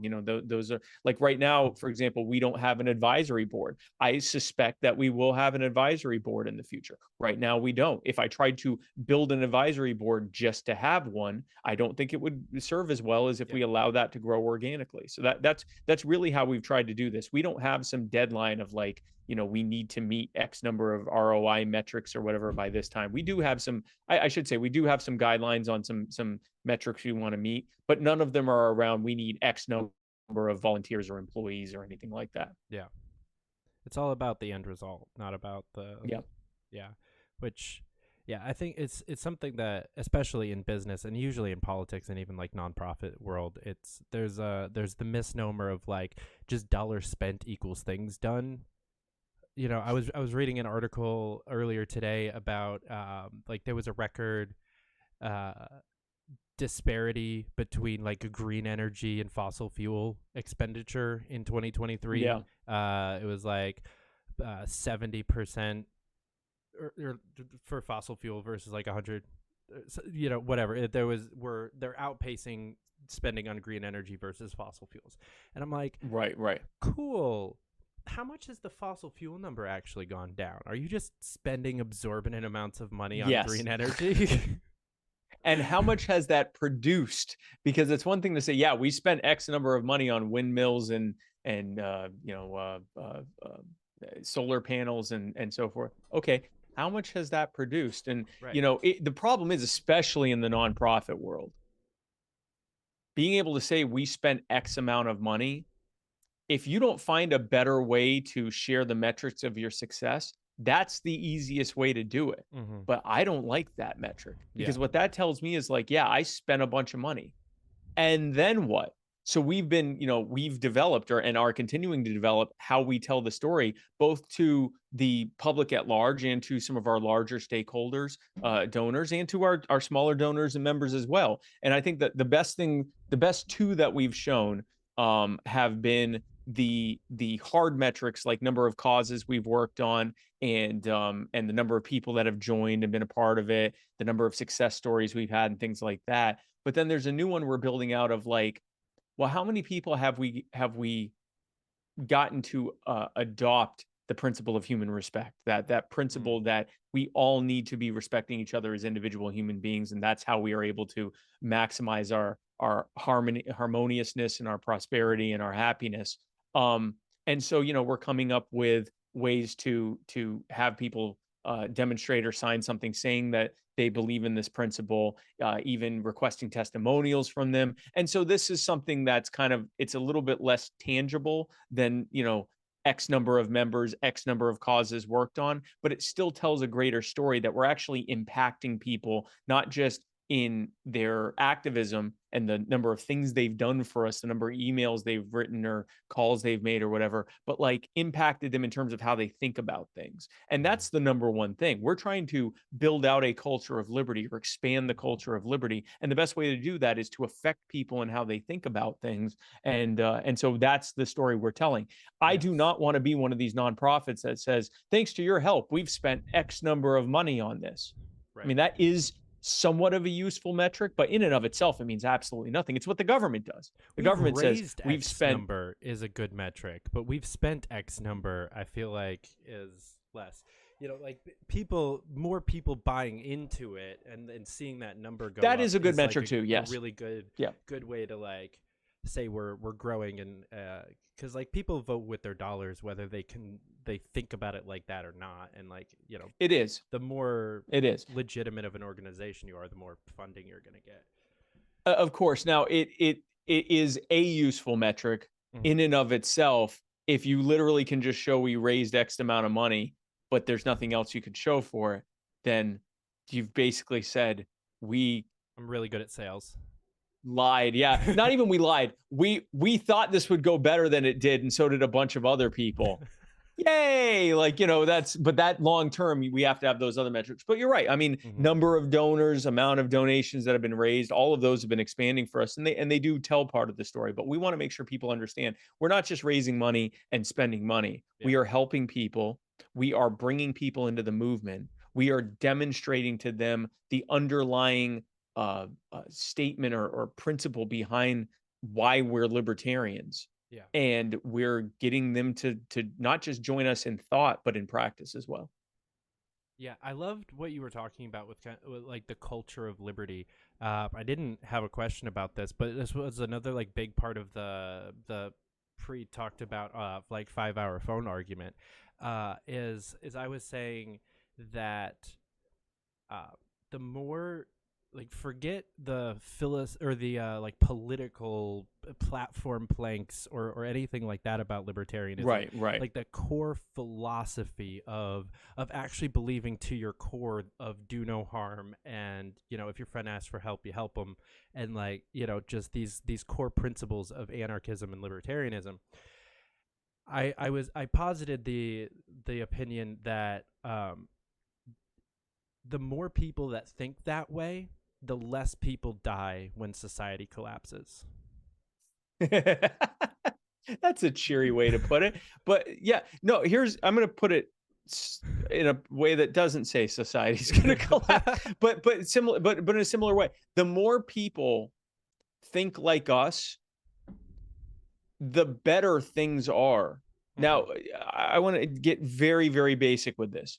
I'm about to go to LibertyCon on Thursday up in DC. And if you want to join me, go to libertycon.com. It's a great event with liberty thinkers from around the world. Some of the description. Greatest thinkers. Use in the code FSM when you use code FSM when you sign up. libertycon.com. But when I go there, because I'm going to be flying there and getting there, it's in DC, I will be interacting with or being in close proximity to tens of thousands, maybe even hundreds of thousands of people, going to the airport, being at this big hotel that it's at, meeting all these people that are at the event and other people at the hotel. If we go anywhere, we're going to be out in the city, all of this, and doing the same thing to come back home. Maybe even 100,000 people I came within a certain number of feet from. Almost all of them are strangers. Yeah. They are people I don't know. I don't know what they're about or anything else. I have a general expectation that I will be able to not just be safe under those conditions, even though I don't know these people and know what their what their motives are, what drives them or anything else, but that I can not only be safe, but I can thrive in those conditions because I have a reasonable general expectation that everyone I interact with, for the most part, is going to have a basic level of respect for the fact that I and everyone else they're around are individual human beings. And I don't mean respect like, they like me or like what I think or even know me or know what I think or any of that, or even really care about me. But they respect that I'm an individual person. And so they're not going to try to trample me the same way they might step on a roach or an insect or an ant or something like that, because they don't have that level of respect for that individual roach or, that individual, ant or whatever else, but a human being they do. And it is that level of respect and expectation that we have that allows us to thrive. It allows us to be prosperous and harmonious and happy. And in contrast, the less of that expectation we have, the more we expect that the people around us are not going to respect us, the worse things are. If you look at the places that have the most violent crime, they have the most poverty, they have the most, just lack of happiness or harmony or prosperity. We call them, low trust societies versus the high trust societies we want. Well, trust in what? Trust that people are going to respect one another as individual human beings and act accordingly. This is something that, like, if you said to a 6-year-old, hey, I think if we respect each other as people, then we'll get along better and we won't hurt each other. And just about every 6-year-old would be like, yeah, like that makes everyone sense. would. Yeah, everyone, this makes intuitive sense. Everyone, we don't even really have to say this because it's just kind of intuitively true. People like just understand it intrinsically. And yet we don't expect that of public officials. We don't expect that very often. We don't expect that of government officials. We don't expect that of enforcers. We don't expect that of bureaucrats. We go, well, they're doing their job, and, you know, we don't have a civil society without it. And what about the roads? And, you know, they're just doing their jobs and all this stuff. We say all these different things, but really what we're saying is this person who, if they weren't wearing their suit and sitting at the dais and calling themselves the mayor, this exact person who we would expect, if I was walking down the street next to him, I would expect him to respect me as an individual human being. I'm going to put that aside for his capacity as governor or mayor or whatever, or police officer or sheriff or CPS worker or whatever else. That's the problem. They wouldn't be able to do the things that they do on a regular basis if they didn't have a public that, generally speaking, put aside their expectation, or at least modified their expectation of being respected as an individual human being. Yeah. And as a direct result of that, we are less harmonious, we are less prosperous, we are less safe, and we are less happy. That's what the core of government malfeasance looks like. And you mentioned it before. These people often see themselves as good actors. Yeah, we find corrupt scumbags, but we also find people that are like, well, the file was on my desk, and, you know, I thought, well, it could be abuse or it might not be abuse, and I have so many other files I'm looking at, and I don't know.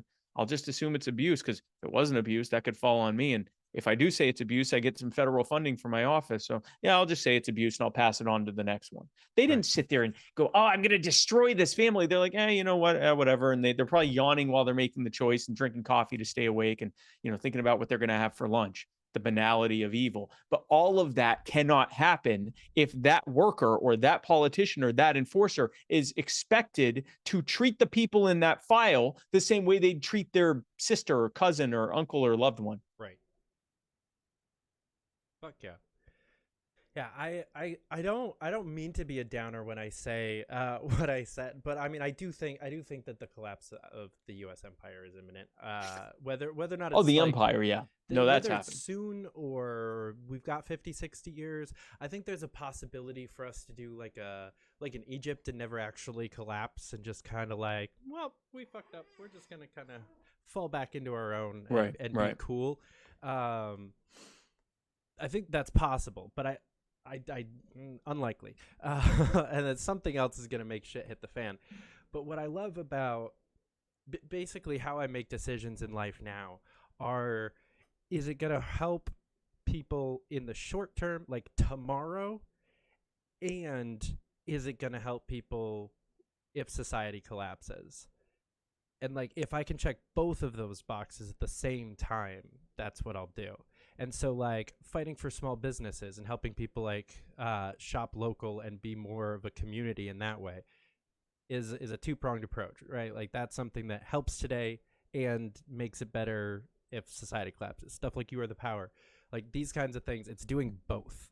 And that's what I like strive for, is like, I don't want to be black-pilled, but I also can't really put my heart and soul into something that becomes completely useless the second society starts to crumble even a little bit, like a political party. Like I just can't get into it with like, oh, maybe if we have 7 congressmen, like I still kind of believe that. That's a good thing. I love the LP and I hope that they're successful, but I just couldn't put 100% behind something that could just be rendered completely meaningless in 2 years.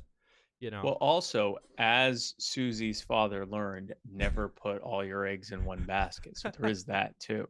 Right. But I'll tell you, man, like whatever the future holds, the more people think like us, the more people that are out there that think like us, and the more people in general think similar to us. Like the more people tend to think in terms of individual rights, individual responsibilities, non-aggression, individual human respect, decentralization of power, and, you know, our non-aggression, our ideas. The more people think that way, the better off we're going to be no matter what happens. If we just stay in this status quo forever, we'll be better off that way. And frankly, we couldn't stay in the status quo forever if more people think that way. We'll be a better future, because that's the other part of this.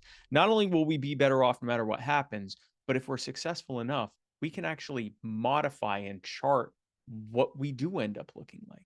If enough of us say, yeah, I want to be respected the same as everyone else is. And I want to have that. I want to respect people the same as they're respecting me. And I don't think anyone should be exempt from that. That if enough people believe that and act upon it and are excited to act upon it and get energy from acting upon it and seeing the benefit that's caused by it, I mean, the world's going to look a lot better, man. Like, to whatever degree we can affect that change, it's going to look better. And it's going to be a lot harder for, demagogue politicians, whether they're the status quo neocon type or, fascists or communists or whatever else. If they start selling a bad bill of goods and the public goes, yeah, but that's not respecting me as an individual human being. That's aggressing against me. That's not respecting my individual rights. If that becomes the baseline of what people think, who cares what political party wins? Because they're going to have to, at some point, bend to the will of the people. I mean, there's only so much that government can enforce against you if the public isn't behind that. We saw that with the lockdowns. The lockdowns were a lot easier to enforce when the majority of people, even if they didn't like how it affected them, thought that they might be necessary temporarily. As soon as people realized it wasn't, that pretty much went away. Yeah, almost overnight.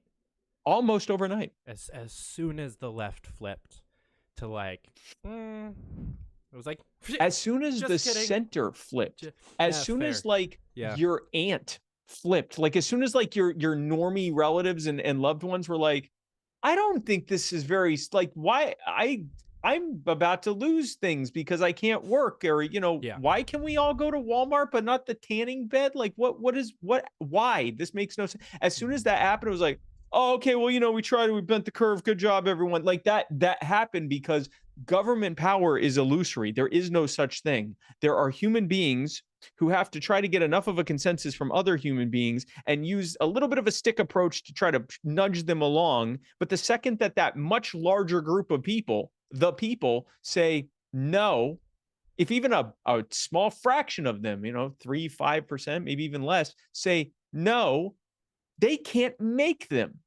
And so now they have one of two choices. Government can either try to shove it down their throats and lose and give away the game and show that they don't have any power at all, or they can say, hey, great news, everyone. We agree with you and we're not doing this anymore. Yay, all of us. Because it's either that or admit that they don't really have that much power to begin with. Yeah, true that. Which is also why I call this You Are the Power. Yeah. When Dan Smolt made the name You Are the Power, I remember the first time I saw You Were the Power, and it was in one of the campaign ads during the nomination contest in I think actually late 2019, maybe it was 2020, and I just saw You Are the Power, and no one even said it; it just went across the screen, and that meant so many different things to me all at once, and I've been using it ever since. And I've asked him, like, hey, can I? He's like, yeah, take it and run with it. I love that he also still signs off every show with that. Yeah, well, it's his phrase, yeah. And it's kind of become our baby that we're raising separately or whatever. But it's You Are the Power to me means a lot of things. It means you have way more power than you think that you have. We have the power working together to fix things that we didn't think we possibly could. But a big part of it is we talk a lot about the government having power. They don't. Mm-hmm. They can't actually do this if enough of us say, no, we don't want that. We want this instead. I mean, it's not 5 people can do it, but you'd be shocked at how small of a portion of the population saying, no, we're taking our power back. We don't want that. We want this instead. It changes everything. That doesn't mean that it changes overnight. It doesn't mean that the government won't fight back in vain and in their final death throes and try to harm people that get in the way. They'll do all of those things. We know that. But that's the part 3 of then they fight you. And then after that comes then you win because you are the power. They can't do it without your implicit compliance. And so, at the end of the day, if we can convince enough people that they are the power, tyranny ends. Or at least the tyranny we have now ends. Yeah, amen. That's a good white pill. There we go, power pill. I'm gonna keep using that one. Power pill. I'm taking that. So you mentioned already, just under 36 hours, you're flying to DC for LibertyCon, and that is just like one quick short stop on what has now been basically a 4-year tour around the country. Just went to Georgia last weekend. Like you're just constantly on the road going places. What has been or some of your favorite places that you've gone, and how are people reacting to this message when you're going around talking about it? So it's interesting. I'm gonna, in a way that only a seasoned politician can, I'm gonna sidestep the tell me places you liked, which implies there were places I didn't like. And of course, there's no such thing. I like every place I've been to. I love it. I love every corner of this planet. David, love it. You know what? You know my favorite place is where you live, America. That's my favorite place. No, listen, I will tell you, That was good. That was damn good. That's good. That is pure pander in there, folks.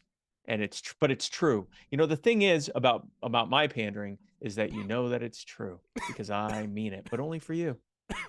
Only for you. Just for you. God. Yep, you. Anyway, so what I've seen is I think that it's been kind of two things that have been happening. One is people that are getting more and more frustrated with, you know, what many of us thought the path would be for liberty, which is just the endless electoral politics. I'm not again. I mean, listen, I'm not against electoral politics as one of the tools in our toolkit. I haven't ruled out running in the future, maybe even the very near future. But that's got to be a tool. Just kidding. Yeah, right. But that has to be a tool, and it's not only not the only tool. It shouldn't even be the main tool. We need to be getting people to think liberty. Like we need to get people to think about the fact that there's way too much power centralized, and that's what the problem is. You have central planning is not fixing this. And you know, you can do that through electoral politics, but the problem is you're then asking them to vote for a party that more often than not has very little chance of winning. And so it's hard to build momentum around that because people are like, yeah, I agree with you, but if I don't vote for this party, then this party is going to win. And it almost kind of demoralizes everyone in that equation. It demoralizes the candidate, the activists, and the campaign workers, the people in that party, and it demoralizes the voter. They're like, okay, well, if all I can do is vote libertarian, and they're probably not going to win, all right, well, we're screwed then. Like that's it. Yeah. So what I've seen is this kind of, people are kind of resigned that, okay, that has a place, but maybe not the place I thought it did. But that's being replaced with a hope that, oh, wow, what you're doing with You Are the Power, and like you said, what many other organizations are doing now, is actually bearing fruit and getting results. And wow, I don't have to run for mayor or state senate or whatever. I can, but I don't have to do that to demonstrate that I care about my community. I can actually, before I ever have to convince them to vote for me, which means inherently telling them not to vote for someone else, instead I can just tell them about what I'm doing to help in their community. And You Are the Power is an incredible conduit for them to do that. So I've been very happy to see it. More and more when I'm going to these Libertarian Party conventions, I'm sidestepping all the drama. I'm told that there was drama at the Georgia convention. I didn't witness it because I literally went. Yeah, I know. That's probably a shock. I've heard things, but I literally didn't witness any of it because I went in. I gave my spiel. We did I did a speech, and my I heard some of the drama was directly about you getting like less speaking time than you were supposed to. Oh, but no, because that is what happens at conventions like that. There's these very fluid schedules, and if you are upset about it, which you're not the type. If there's any drama about that, let me go ahead and kill that because conventions are planned entirely by volunteers. There's a tremendous number of moving parts. Once it starts, it's moving. Like you can't stop the timepiece from the sand going through. Like it's just happening. And we actually got some additional time to talk the first day because of someone that wasn't able to speak. And then, we weren't able to do the workshop because of what the schedule ended up being with business. But the thing is, at that point, we'd pretty much made our point. Everyone there knew what we were doing. And we had a tremendous number of people who joined, who were helping with the Hernandez cause and many other things. So certainly no drama there. But it is what I mean. There conversation that I probably shouldn't have said. It wasn't like something I saw on Twitter or anything like that. Oh yeah. No, and the thing is, like these things happen, and so no. If anyone thought that there was any kind of whatever there, no, that's just that is the name of live events that are being planned entirely by organizers from across the state. It's just what happens. They did a great job in Georgia, but at least as it relates to me. But the point of that is I increasingly am able to avoid any actual drama that's happening that has nothing to do with You Are the Power, because I'm not there to deal with that. I'm there to talk about what we're doing at You Are the Power and invite everyone there to join us on this cause that we're working on and on the greater movement with You Are the Power to help us with all the other causes we're working on. And that has been not only incredibly helpful for me to not have to constantly deal with LP drama, which contrary to popular belief, I don't like, but it also allows other people who want to be involved in the party but don't want to deal with the drama to be able to focus their efforts on something that truly is, I don't want to say we're drama free in terms of our drama is the causes we're working on. Right. We don't have internal fights. We're not having any elections, so there's nothing to fight over or bicker over. What's that? It is. It's literally, it's all the happiness that comes with the dictatorship. No, it's a voluntary organization where we at the top pick the organizers based on merit. And then from there, people can do however they want to do it. People can work on causes as part of You Are the Power. And if there's this group in this area and this group in this area, and they don't get along or don't like how they're doing things, they go do things separately. No one has to win and no one has to lose. You can literally both win by doing your own things. And so it eliminates the necessary drama within any kind of political party that comes with the democratic way of electing the people that are in those positions of authority. We don't do any of that. We have a handful of appointed people who then let you do whatever the hell you want, as long as you're comporting with our values and our goals. That's it. It's anarcho-monarchy, just like lived out perfectly. Yes, a million Liechtensteins. A million. I love it.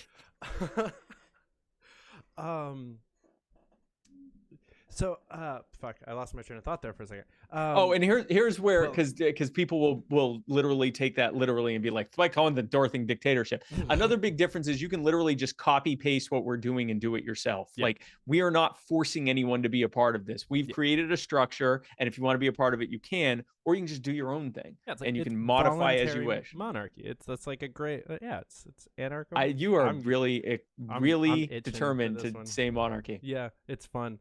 I'm really just picking on Pete Quinones in a very subtle way, because like an is it subtle though? Actual anarcho-monarchists are dumb. But so, speaking of people that don't quite understand libertarianism, we were joking a few minutes back about a possible presidential run. I'm obviously not going to ask you about that, but you did get kind of some backlash for speaking up about the RFK thing. And I saw a big chunk of those comments were, well, why don't you run? But I'm curious. I'm not going to ask the super obvious questions here, but I'm curious just from your perspective, especially as someone who has run that national campaign, what do you think of what you've seen out of RFK and Vivek specifically as the people who've kind of courted us the most? And do you think that there might be a future for either of them in the movement, at least, even if they don't go big L, to kind of move closer to us? Or do you think they're kind of stuck where they are? Well, I mean, it all remains to be seen. Is there a possibility? Absolutely. It is also, I guess, equal possibility that they are like many others who came before them and courted us for our vote. And then if and when they didn't need that anymore, they Wayne Allen rooted their way back into authoritarianism. Or Bill Welded, if you will, whatever. Yeah. Or Bob Bard, or, take your pick. So it could be that. I'll talk about Vivek first. He was an oddly pleasant surprise. I wasn't sure what to think of him at first, and stuff he was saying kept nailing and landing. And, when I will say, I don't agree with every single thing he said, that his proposal for Mexico would have been an absolute disaster. Let's start a land war with the Mexico, anyway, whatever. But that with a handful of exceptions, I largely liked what his platform was. And the thing is, of course he was going to endorse Trump. He wants a future in the Republican Party, and the only way you can do that is by endorsing Trump. It is what it is. That's really where that party is right now. So of course he was going to do that. It sounds like he's possibly made some changes, got Trump to come out strongly against CBDCs and things like that. So that's good. I mean, those are all good things. It remains to be seen, and I certainly am interested to see where he goes moving forward for the movement, and just trying to make the Republican Party more liberty friendly. We shall see. RFK has kind of gone how I largely expected RFK to go. He has had for many years an opposition to corporatism, to the kind of finagling of or the working together, the too strong relationship between big government and big business, especially big pharma and big energy, and I guess big everything, but especially big pharma and big energy. And so, yeah, of course, he was going to be against the the vaccine mandates and everything.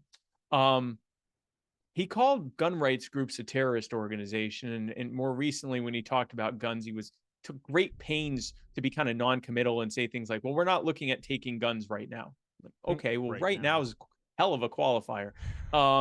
He when he was talking about the lockdowns, I'm glad that he appears to be opposed to the lockdowns now. But I remember when I was out like making anti-lockdown content, and everyone was telling me I was killing their grandmother back in like April and March, April, and May, he was saying that the lockdowns needed to be extended indefinitely until we could figure out how to reopen in a way that would be good for the environment. Like, I mean, that he said these things. Yep. And he endorsed. He still hasn't taken that tweet down. He has like one. No, it's literally tweet. Still there. I quote tweet it often.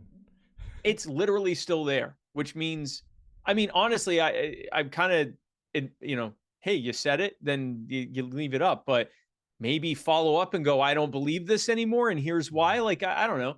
But he wanted people to suffer civil and criminal offenses for saying that climate change wasn't caused by people.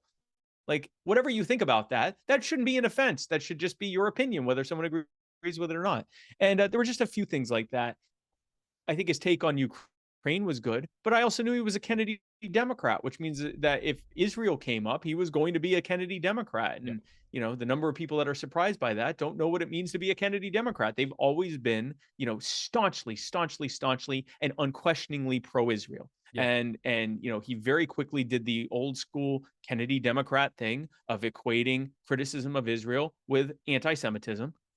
He really downplayed the suffering of Palestinian people, and tried to pretend it wasn't real. Like, these are all things that one can expect if they've actually looked at the breadth of his activism over the years. A lot of stuff got caught in the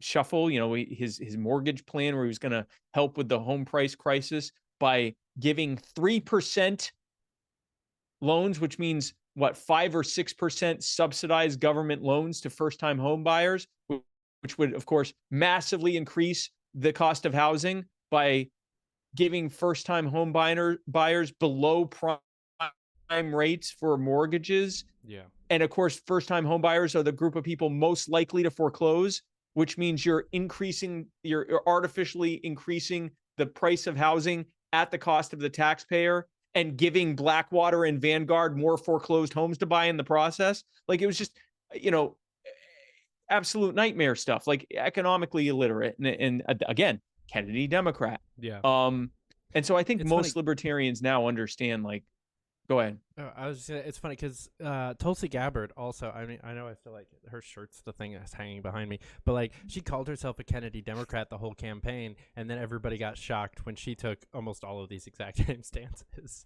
And I was like, she said it like they didn't say they weren't. I would rather have a Kennedy Democrat than almost anything else that's been in power. So, and she was better than he is, in my opinion. Like, she had a healthy distrust of government. It wasn't full and complete, but it was at least there. He seems to still just think that government is an inherently benevolent, good thing that's been corrupted. Yeah. And it's been corrupted. It needs the right people in charge, and then it will work right, and we can expand from there. And that is standard issue, liberal, progressive, Kennedy Democrat stuff. Like, it is what it is. Like, this was, JFK gave the speeches about how we were going to dream big as a government and do big things as a government. And that's, it is what it is. And it's, whatever you think of that or whatever, he's not pretended to be anything else. He's given some lip service to the free market, and I think he would consider himself a capitalist and not a socialist. But the reality is, like, he's pushing for a bigger government than the one that we have now, that is more involved in our lives than it is now, and will cost us more than it does now, and will run up more debt than it does now, and will create more money out of thin air than it does now, and will therefore create more inflation and more, surreptitious theft and malinvestment and economic problems for the future than it does now. And if the right foreign government is the one engaging in war, he'll give it blank check support for its neocon foreign policy, and it's just it's not good. So when I came out and said, listen, RFK, he's been a welcome voice on many issues. He's also been worse than Biden on some issues. If he I forget exactly how I worded it, but if he seeks our nomination, I'll see to it that he doesn't get it. I'll make sure people know who he is and what he's about. And that's literally what I was saying. And people took it that I was saying I would try to stop him from running, or that I would, try to play games behind the scenes. No, I will literally just let libertarians know what he's about on every single issue, and do say, people understand that is this who you want? That a podcaster who doesn't even have his own podcast, his only podcast is the one where he's on a show with a bunch of other actual podcasters, sat on a presidential debate stage with his shoes off this weekend, and like, he's running for, like, it's not like RFK couldn't have thrown his hat in the ring for the LP nomination at any point in time. Oh, he absolutely can. He absolutely can, off. And he can be in the debates and everything else. Exactly. Yeah, but no, he absolutely can. The thing that pissed me off the most, I want to go back to Vivek also, and like but like the thing that pissed me off the most on the RFK thing was Brett Weinstein chiming in and being all douchebaggy about it. I don't know if you saw any of his comments. I got a paraphrasing of it. Brett Weinstein, noted Libertarian Party stalwart. Right. Like, where is Brett Weinstein except to say what we should do? Is he going to vote for us? Is he going to join the party, or Never. only if we pick a someone who is not an actual libertarian? Like, I am all for finding a candidate who can speak to the masses and bring people in. It's not too much to ask that they actually reflect what we want and what we believe, because if we don't do that, not only are we not helping the party, but we're not helping anyone. We're just trying to be another Republican or Democrat party where we put someone in that we think can win or get more votes. And it doesn't matter what we pretend to think. And that means we're lying. It means that we're either lying about supporting him, or we're lying about what our platform says and what our ideology and our philosophy and beliefs say. We're lying to someone about something, or we're lying in both cases, but it certainly doesn't help the electorate. It doesn't help the public. It doesn't help the country, and it sure as hell long-term doesn't help the party. Yeah. I have a number of mutual friends with Brett, and so I've always tried to keep that like, obviously he doesn't know who I am, but like, I've never really attacked him online until this week, because I was just like, bro, you told us we should stop our primary to put Dan Crenshaw on our ballot, so you can go fuck yourself.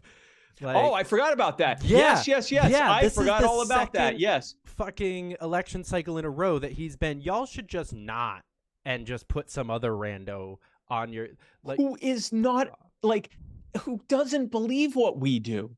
Let's put Trump on there then. Yeah, he's more likely to win than any of these people. Yeah. So if it really is about let's just win an election, let's nominate Donald Trump. Like, if that's where we're going, the person who right now, if betting odds is the most likely to become president, is Donald Trump. So let's pick him. And then that way we'll win. Yeah, we'll win. Well, nothing libertarian happens. The party becomes a joke as a result. We spend the next however many years, every time we try to talk about ourselves, people go, oh, you mean Trump? But who cares? We won. We won an election. Like I am happy. I am grateful that Brett Weinstein's or Weinstein or whatever it is spends the time that he does and the work that he does to try to get people to think outside of the two-party box. I think that is fantastic. And if he's not libertarian, that's fine. We need voices from across the political spectrum saying no matter who you are, stop voting for the uniparty. I am glad that he's doing that. I think he's dead wrong on this. The whole point of stopping the uniparty is voting on principle. Not on perceived electability, but on actual principle. Yeah, 100%. Which I think it's interesting that RFK and Vivek. I've learned recently that I've been saying Vivek. it wrong Yes. the whole time, and I The feel whole like time. an asshole because it's something that I was really saying try Vivek, to so do.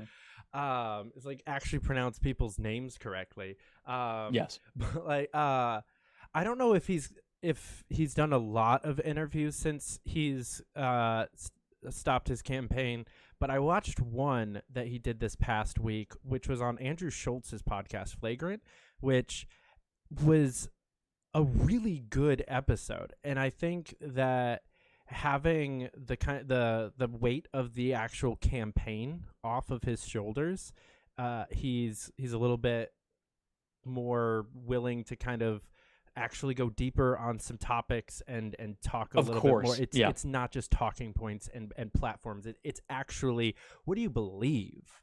This and I actually made a TikTok about this today that I think it's really fun to watch this process during the like January through March of every 4 years as each candidate drops out. You kind of see the mask off moments in their first couple of appearances, and then they start pandering for next year in whichever they reposition. They start repositioning for the future, of just actually them as people for a second, and it was a great fucking interview. And I think the really interesting part is he straight up said that if he got offered the VP nomination, he would have to have a real conversation with Donald Trump about his goals and what he wanted to do with his administration, and if they did not match up, he would not take it. Oh, there you go. And I'm like, I don't know if I believe you, but even if I don't, that's still a ballsy thing to say on a podcast that gets millions of views. Like I would actually turn Donald Trump down if he wasn't serious about dismantling the managerial class, as he likes to call it, that kind of middle bureaucracy of government. And I don't know, I was expecting to see him, because Schultz is like just dumb enough to where he doesn't, like, he's not political, but he knows enough people who are. So he asked like very interesting, like medium questions. But he would have let Vivek go down a bunch of like right-wing stupid talking points about like how bad Mexico is, or how that like any of those other things. Right. They talked a little bit about the border, but nothing that I actually disagree with at all. And he was just went hard on these like core libertarian principles instead. And I was like, all right, I'll have to check it out. I'll have to check it out. That's good. And again, like you said, you don't know how much of it is posturing or trying to get a vote or whatever, but it's certainly interesting to see that window into what his actual thought process might be. He voted libertarian in 2004 or 2008 or something like that. Who would that have been? I don't even know. If it was 2004, it was Moreau, and if it was 2008, it was it wouldn't have been 2008. I think it was 2004. I think he voted for. Was that Moreau? Yeah, I think it was Moreau against Bush. Yeah, nice. I don't know anyone that voted LP that early on, or I guess not in like my normie life or like my personal life. Right. Obviously, I know people I've met through the party, but everyone else, it's been like since Johnson's first run at the very earliest. Yeah. So one more question. You've recently expanded to a world tour. How does it feel to be the standard bearer for American liberty in other countries? I wouldn't have said that I was that. I would have said I was just an interesting American that was invited to some other countries to talk, until they introduced me as the thing you just said. And I was like, oh, wow. I guess, and maybe this is, something is necessary for me to keep perspective on who I am or whatever. But like, I know I do a lot of good work and I know I do these things, but I don't see myself as what a lot of people often say about me. And so it feels nice being called these things, but it also feels weird. I'm not sure it's full-on imposter syndrome, but it's like, I feel it. Are you sure you're not just saying that because I'm here? Like, it's just, it's weird, but it certainly, when I was in Australia and I'm speaking at the Parliament building to actual elected legislators on like issues that they're facing voting for and how to message them. They weren't asking me how to vote, obviously, but like how to message on these issues. I'm the meme guy. I'm Bazooka Jew. Like, I'm, you know what I mean? Like that I own. I'm Bazooka Jew. I'm Killshot Cohen or whatever nonsense. Like I'm the funny guy that makes good points and, is trying to do some good work with his group or whatever. Like having these like actual elected officials, like, so how would I talk about this to the Australian people? Well, I would say and when you say no, say no. Like, don't just say no. No is like NAOUHWR.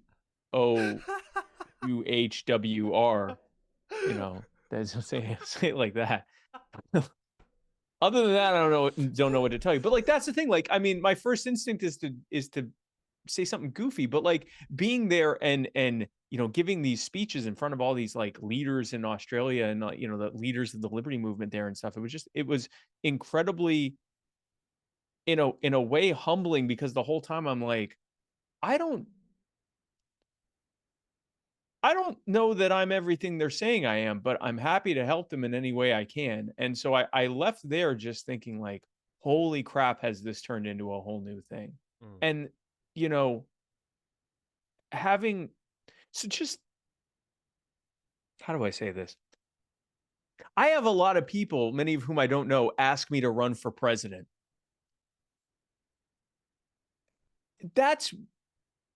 I'm still wrapping my head around that. And whatever choice I make, I'm not sure I'll ever stop wrapping my head around that. Like, I don't see myself as, I don't know. It is a very interesting, thing to have. I know. Thank you. But I know you. I will have people I don't even really know, and they're like, "Please, you're like." People make these memes. Cohen, you're our only you're our only hope, and they'll make that meme, but like my face is on the Skywalker or whatever, and what like it's kind of crazy. And so like any of these things, in my mind, I'm like the guy that had the podcast that was kind of funny, and I make memes that are funny, and I make some good points, and I try to do good. It's just very interesting. I'm still wrapping my head around that, and I'm not sure I'll ever stop. And I'm not sure I want to stop, because I think if I get too used to it, then I become someone I don't want to be, who like, everyone wants me to run for president. I don't want to be that guy. I never want to be that guy. That's fair. That's noble. I don't know. That sounds kind of fun. Maybe. I don't know if I'm as pure of heart as you are. I would you know what I'd like to be? A prick. I'd like to be a prick to people. I don't know. Sounds great. Before I let you go, tell people how to find you or the power, become a member, become an active member, all the things.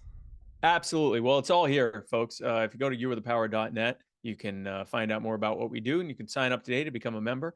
You can follow us on everything. Actually, you can follow us on TikTok now, on Facebook, on Instagram, and on Twitter, X, whatever it's called now, and soon on YouTube. All of them at YATP official. That's You Are the Power official. If you ever get lost, you can just go back to youarethepower.net. We got all of our social buttons there.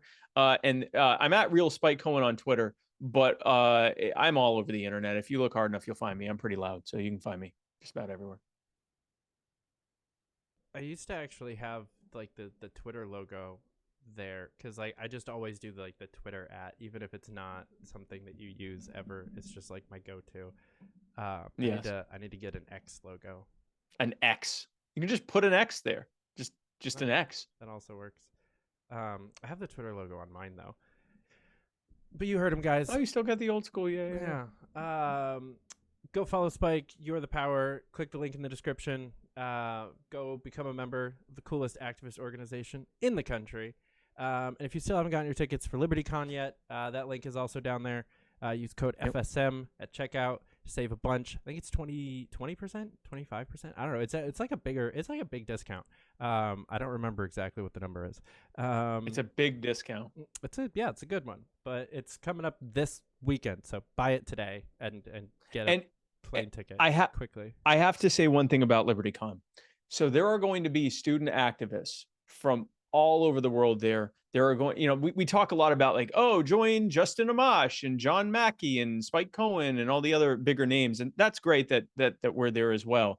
But the thing that gets me the most happy about what's going to happen there is they have the young leaders of the liberty movement, some of whom are, in their early 20s or late teens from every continent except for Antarctica. And who knows, we might get an Antarctican there. Get an edgy libertarian penguin there or something like that. But like literally from all over the world. And it's easy throwaway stuff for me to go, these are the future leaders of liberty. Let me give you an example of that. Javier Milei. He is a Students for Liberty alumni. These are the young Javier Mileis from all over the world that you're going to get a chance to interact with and hear what they're working on in their countries. And yes, you'll get to hear from the Justin Amashes and the Spike Cohens and the John Mackeys and all of that as well. And that's all fantastic. But I'd say even more importantly to me, you will get a chance to meet some of the people who will end up being the leaders of their country, as in like the potential heads of state of their country. Just an incredible opportunity to meet some amazing people from literally all over the world. Go to libertycon.com, and use FSM to get just such a big discount. We don't even remember how big it is. Hell yeah, definitely, guys. Go to that. It's gonna be a good time. I'm unfortunately not gonna be there, but almost everybody I know and love will be. So everyone but David will be there. Everyone but me. So you don't even have to put up with me and just be Spike and all the other names he just said, and my best friend will be there. All of my friends will be there. It's actually all of your best friends. All of my best friends will be there. Go hang out with Ben Heckman. Brianna Coyle's gonna be there. It's gonna be a good time. Don't go start fights with people that you don't like from Twitter. Just kidding. Don't do that. And then once you become a leader in liberty and you say, you know what? I'm a leader in liberty now, but that's not enough. I want to be a leader in business too. Well, friends, I'll tell you what, if you go on over to Crafton, they have a business inside of a box. A box, you say? Yes. You say, I always wanted to have a business, but I didn't know where I would start. I'd look to and I'd look fro and I'd say, where is my business? And what you didn't know is that Crafton has your business in a box. Now, what does that mean? Go to crafton.us to find out today. True that. And that actually means you get your filing services, your logo, your an accounting like kind of setup, a marketing plan, and a couple of other things, business cards, all for $9.99 plus state theft. Or you can get an advanced package that includes like a website and a bunch of more stuff for $24.99, again, plus state theft. So definitely crafton.us. Go check that out. And then Crafton will put your business inside of the box so you can think outside of the box. With Crafton, you've got both sides of the box respectively covered. Crafton.us, only $9.99 up to $24.99 plus tax. And you can find them at Crafton US on every major business-oriented social media platform. Crafton Business and Financial Services. You couldn't do better than to go to Crafton.us. Fun fact, Crafton translated to English is the power. Wonder where we came up with that name. You are the Crafton. You are the Crafton. And then, guys, after you go there, go click all of the links, the other links that we haven't talked about in the description. Like this video, subscribe to the channel, share it with all your friends and family so that they can find out that they are also the power. And then come on back here next week for another brand new show. We've got a whole bunch of great guests coming up this year. We've got Eric Brakey, Heidi Briones, Stacia Wilson. A couple of other people are already on the books. I can't think of at the moment, but it's going to be a good year. Spike, thank you so much for coming on. This was a blast. Always a good time. Absolutely. Guys, thanks Absolutely. so much for Always happy to be on. I love you, Dad. You're the best. Guys, thanks for watching. Come on back next time. Until then, keep up the fight.